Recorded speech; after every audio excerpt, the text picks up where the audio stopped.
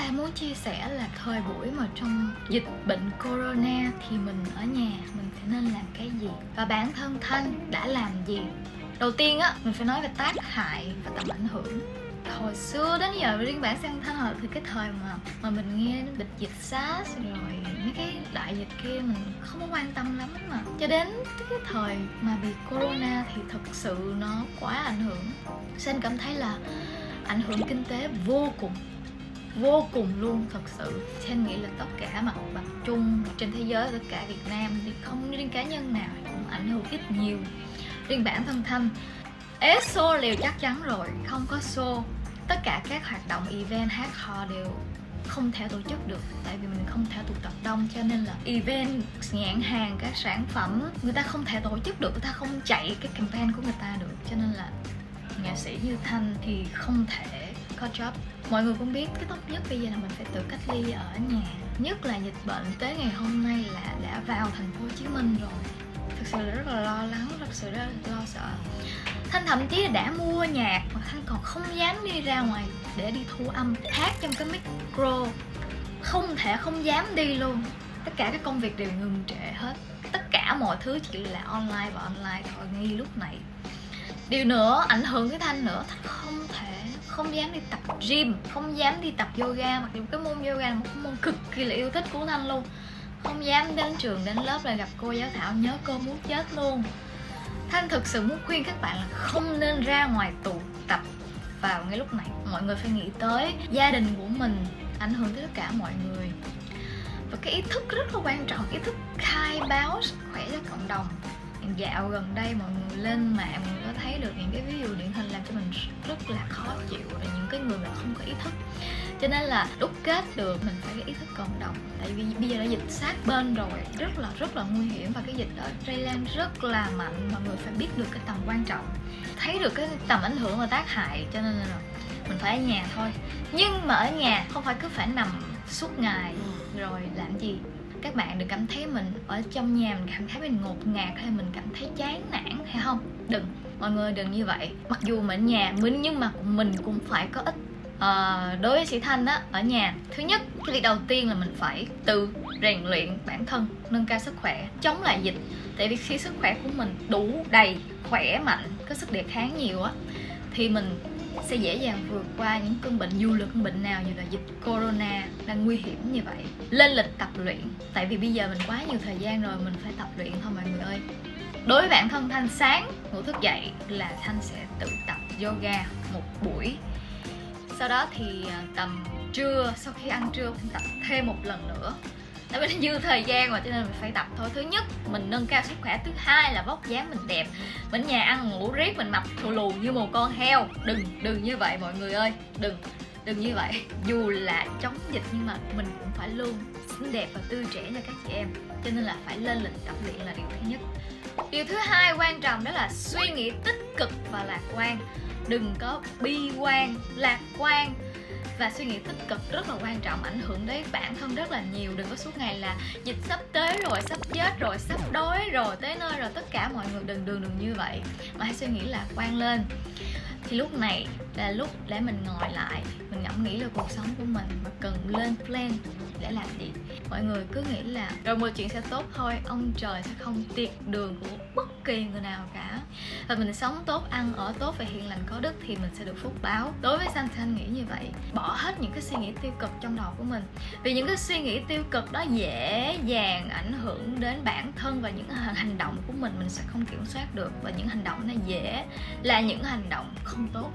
Điều thứ ba đó là tiết kiệm rất là cần thiết. Bây giờ mọi người cũng biết rồi, bây giờ kinh tế ai cũng rất là khó khăn, cho nên việc tiết kiệm rất là quan trọng. Đối với những người nhà giàu, của ăn của đẻ thì không sao, người ta chả cần gì phải quan tâm hết. Còn những người mà mình đang thực sự rất là khó khăn để bươn chải cho cuộc sống mình cũng như cuộc sống cho gia đình, thì cái việc tiết kiệm và cái việc thiết lập lại cái sự chi tiêu, đây là cũng lúc là mình nhìn lại quá trình mà mình đã xài tiền từ trước đến giờ như thế nào. Đến lúc mình thấy được lỡ mà cái dịch bệnh nó kéo dài lâu thì sẽ như thế nào.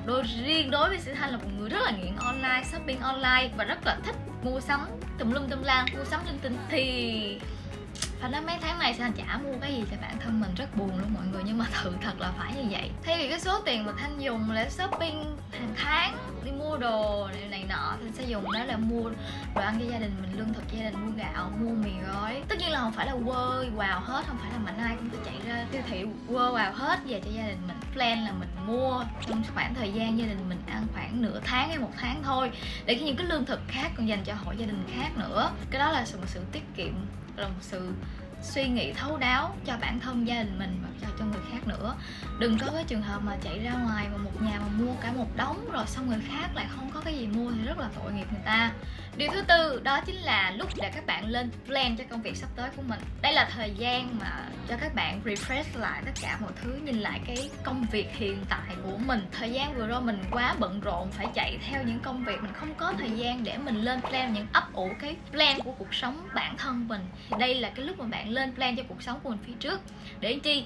Để sau khi mà hết dịch một cái, bạn phải chạy với công suất 200% gấp đôi bình thường. Coi như là năm 2020 nửa năm rồi mình không làm được gì hết, thì nếu mà hết dịch nửa năm sau mình phải làm bù lại gấp đôi. Cho nên là đây là thời gian để mình lên plan. Ở nhà không có show thì Thanh vẫn có một cái kinh doanh nhỏ của mình, đó là Sita Beauty. Thanh lên plan cho cái công việc kinh doanh riêng của mình. Và cái plan đó Thanh sẽ phát triển theo hướng là có lẽ là năm sau hoặc cuối năm Thanh sẽ mở riêng cho mình một cái thương hiệu thời trang hay shop gì đó. Mỗi người sẽ có một hướng đi. Cái điều quan trọng đó là lên plan cho cuộc sống phía trước của mình. Đừng có suy nghĩ tiêu cực nữa và hãy tiến về phía trước. Mặc dù là mình đang bị nhốt lại, mình đang bị mắc kẹt lúc này, nhưng mà mình bị nhốt ở thể xác thôi, nhưng đầu óc mình không thể bị nhốt được nha mọi người. Điều thứ 5 đó là các bạn khi mà tự cách ly ở nhà trong mùa dịch Corona thì cảm thấy buồn thì làm gì? Đơn giản thôi, mình xem phim, mình nghe nhạc, và đặc biệt nên xem những bộ phim vui hài để lạc quan, vui vẻ, có tiếng cười ở trong nhà. Riêng Thanh cũng là thời gian sẽ Thanh suy nghĩ những cái chủ đề YouTube để làm kênh YouTube cho mọi người. Cho nên là đừng có sợ cái thời gian mình ở nhà nó không làm gì hết. Đừng để cái cơ thể của mình bị mai mọt, bị ù lì, mình phải làm việc liên tục. Sẽ Thanh là một con người như vậy. Bình thường sẽ Thanh là một người không thể ngồi yên được, không thích ở nhà. Sẽ Thanh muốn làm việc liên tục. Nhưng mà phải mắc kẹt trong cái thế này thì đành phải chịu thôi. Nhưng mà ở nhà thì mình vẫn phải tiếp tục với công việc của mình. Điều thứ 6 đó chính là giúp đỡ nhau, giúp đỡ cộng đồng. Thế nào là giúp đỡ nhau, giúp đỡ cộng đồng? Thực ra thì khi mà mình ở nhà, dĩ nhiên là mình không có thu nhập chi tiêu rồi, nhưng mà ở mỗi người thì tùy lòng hảo tâm. Thì mọi người cũng biết là dạo gần đây miền Tây thì bị ngập mặn rất là nhiều. Còn nếu mọi người chú ý thì các anh chị em nghệ sĩ làm từ thiện rất là nhiều. Thí dụ mình có tiền nhiều thì mình góp nhiều, tiền ít thì mình góp ít. Sẽ đọc những bài báo như là các anh chị như là chủ nhà thì giảm tiền nhà cho những người thuê nhà. Trời, cái đó rất là tình người, rất là ấm áp luôn. Mọi người chú ý, các anh chị em nghệ sĩ làm từ thiện rất nhiều, như là anh Đại Nghĩa nè, chị Việt Hương, là chị Hồ Hà, Ngọc Trinh. Tất cả mọi người hay vận động quyên góp. Thì thí dụ mình không có nhiều tiền thì mình góp 100, 200 gì cũng được hết, cũng là một cái sự cho đi. Mọi người cứ nghĩ là khi mình cho đi thì mình sẽ được nhận lại. Mình không phải là một người khổ duy nhất, mình rất là nhiều khổ hơn mình, cho nên là giúp cái gì thì mình hãy nên giúp đó. Điều thứ 7 là lên một cái thực đơn ăn uống thật là khoa học và thật là nhiều chất dinh dưỡng, đặc biệt là bổ sung vitamin C để có nhiều kháng chất. Thanh sẽ liệt kê sơ sơ ra cái lịch trình ăn uống của Thanh, và thời gian này rảnh thật sự để lên một cái lịch trình ăn uống làm sao cho vừa đẹp và vừa có nhiều sức đề kháng. Thứ nhất, sáng sớm thức dậy Thanh sẽ uống 1 ly chanh và mật ong để cho giúp kháng khuẩn. Ăn sáng, sau đó ăn sáng thì sau đó Thanh sẽ uống một cốc sữa nên cung cấp canxi. Tầm 11 giờ thì Thanh sẽ ăn trái cây. Tại vì thời gian rảnh Thanh phát hiện một điều, mình không nên ăn trái cây sau bữa ăn, và phải ăn trái cây trong lúc bụng rỗng hoặc là trước bữa ăn. Tại vì nguy cơ ung thư cao nếu như bạn ăn trái cây sau bữa ăn. Thì Thanh đã đọc một bài báo rồi và Thanh đã tự lên lịch cho mình. Tại sao tốt? Tại vì thứ nhất là ngừa ung thư, thứ hai là khi mình đã ăn một ít trái cây Thanh chọn đó là dâu và táo. Mỗi ngày ăn một trái táo thì không cần phải đến bác sĩ, đó là câu châm ngôn rồi. Và dâu là một cái loại mà sức đề kháng và chống lão hóa, vitamin C rất là nhiều. Mình ăn hai thứ đó vô. Và một trái nữa rất là cực kỳ là tốt, đó là kiwi. Mùa này không có kiwi Thanh không mua được. Khi mà ăn như vậy nó giúp cho sự giảm cân. Tại vì khi trước bữa ăn đó, mình ăn trái cây mình đã hơi no rồi, cho nên là tuyệt nhiên bữa trưa hay là bữa chiều gì đó mình cũng sẽ ăn ít lại, và Thanh không ăn tinh bột luôn. Thì tới buổi chiều cũng vậy, tới buổi chiều tầm 3-4 giờ Thanh cũng sẽ lại ăn trái cây trước, sau đó mới ăn tối. Và tới 9 giờ tối Thanh sẽ làm một chén yến. Yến thì công nhận là nó mắc thiệt, nhưng mà nó sẽ giúp cho mình chống lão hóa, nhất là phụ nữ rất là tốt. Đẹp, lâu tóc, tai gì cũng tốt, hay móng tay gì cũng tốt. Nói chung phụ nữ nên ăn yến. Ngừng công kích nhau trên mạng xã hội. Sao anh biết là có rất là nhiều người là không thể kiềm chế được cảm xúc của mình, cũng không thể nào trách mỗi người, tại vì mỗi người ta sẽ có một cá tính khác nhau. Sẽ anh biết là có những người thực sự là vô ý thức và không thể nào không phẫn nộ được bản thân Sĩ Thanh khi mà đọc những cái tin tức tức giận vô cùng. Nhưng mà đối với Sĩ Thanh, có thể nhắn tin với bạn bè Thanh sẽ chửi tràn lan luôn, nói chuyện với mọi người xung quanh, gia đình Thanh sẽ chửi. Trời ơi, nghĩ sao mà làm được vậy? Hay mình có thể bộc lộ cảm xúc đó của mình với bạn bè mình, với người thân, những ai mình xúc, mình có thể nói nó ra, nhưng mà hạn chế công kích trên mạng xã hội. Thì thứ nhất thì mình sẽ hạn chế được những cái thông tin về tiêu cực, không nói những người đó người ta là sai. Bản thân Sĩ Thanh chỉ là Sĩ Thanh không thích, không bao giờ Sĩ Thanh muốn công kích ai trên mạng xã hội. Sĩ Thanh chỉ nhẹ nhàng thả cái like, thả cái tim vào những cái status không mà Sĩ Thanh cảm thấy chửi đúng, nói đúng. Cái Thanh nói về quan điểm cá nhân của mình thôi, là Sĩ Thanh thay vì thời gian mà up một cái status chửi một ai đó, Thanh muốn thời gian nó dành cho bản thân mình, enjoy bản thân mình, hạn chế công kích lại trên mạng xã hội. Điều đó sẽ tốt hơn cho cộng đồng của mình.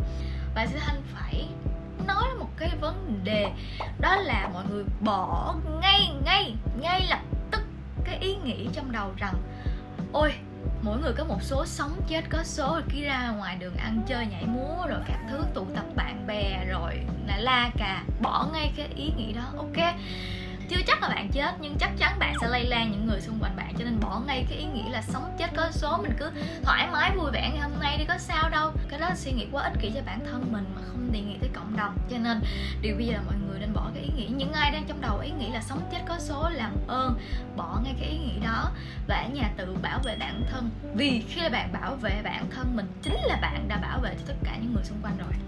Điều thứ 10 là cái điều quan trọng nhất trong cái mùa dịch corona này, đó là các bạn phải rửa tay thường xuyên. Rửa tay thường xuyên. Nếu mà màn từ cách ly ở nhà và hạn chế ra đường thì là tốt rồi, nhưng mà lỡ như mình có một công việc mình phải đi ra đường, mình phải lúc nào cũng phải có một cái nước rửa tay diệt khuẩn ở trong giỏ của mình. Đi Grab hay đi xe hơi cầm nắm thì mở ra phải rửa tay liền, rồi muốn sờ đâu trên mặt thì sờ. Và hạn chế những cái nút bấm thang máy, hoặc là mình mang những cái áo tay dài này, mở cầm nắm gì mình ăn gian mình cầm bằng cái vải này, nó không có đụng tới tay mình, thì lỡ mình có quên á, mình bôi lên mặt mình á, thì nó sẽ giảm thiểu cái nguy cơ lây nhiễm corona rất là nhiều cho bản thân mình. Và một điều nữa dĩ nhiên là mình phải mang khẩu trang rồi mọi người ơi. Nước rửa tay và khẩu trang, và Thanh kỹ đến nỗi Thanh mua luôn cho mình một bộ đồ bảo hộ luôn. Đây là cái bộ đồ bảo hộ mà Thanh đã mua, trong đây gồm có mắt kính, rồi bao tay, rồi khẩu trang, chùm lại hết. Khi mà mình lỡ mình phải có việc gì đó, mình phải chạy ra ngoài sân bay, hay mình đi đến nơi một chỗ đó hơi đông người, hay bệnh viện chẳng hạn, thì bắt buộc là Thanh phải bảo vệ bản thân. Thanh mua sẵn một bộ đồ, và khi mà đi ra đường một cái, đi vào một cái thì chạy thẳng vào rửa tay, rồi bộ đồ mình mặc làm ơn giặt liền cho Thanh, giặt liền và nhào vô tắm liền.